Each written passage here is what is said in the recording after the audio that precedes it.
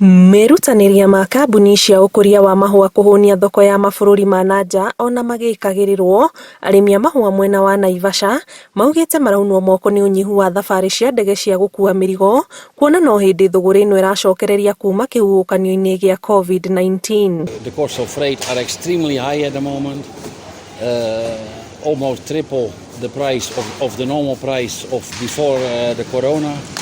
So a lot of people are not making money on those flowers at the moment. Mahũa yetu inaenda Netherland. Huko ndio inaendaga. Sisi tuko tu na soko ya Netherland.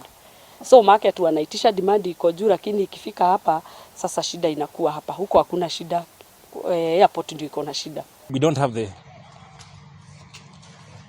the aeroplanes, the cargo aeroplanes. Most of the cargo aeroplanes have gone to the countries whereby they are getting better freight. Because currently passengers are not so many.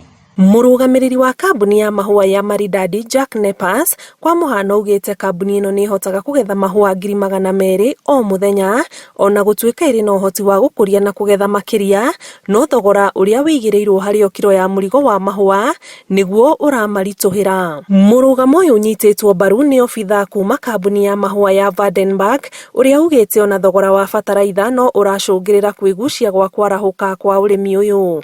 And the prices for charters were more than double. I think last year we paid about $2.50 for a kg for charter, and now we pay close to $6. There was a time last year that the government was to introduce about, was it 1.5 billion to the sector?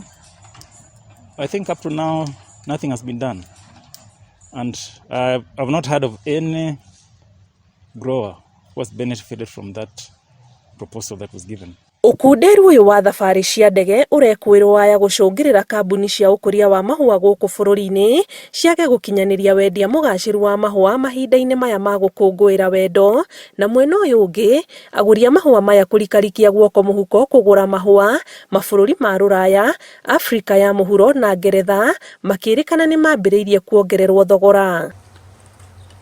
Thoko ya mahũa ma kuma gũkũ mabũrũri-inĩ ma nanja ĩretia tani 5,000 o kiumia, no kambuni ici irahota kwendia tani 3,000 nĩ mathĩna maya ma ũkui.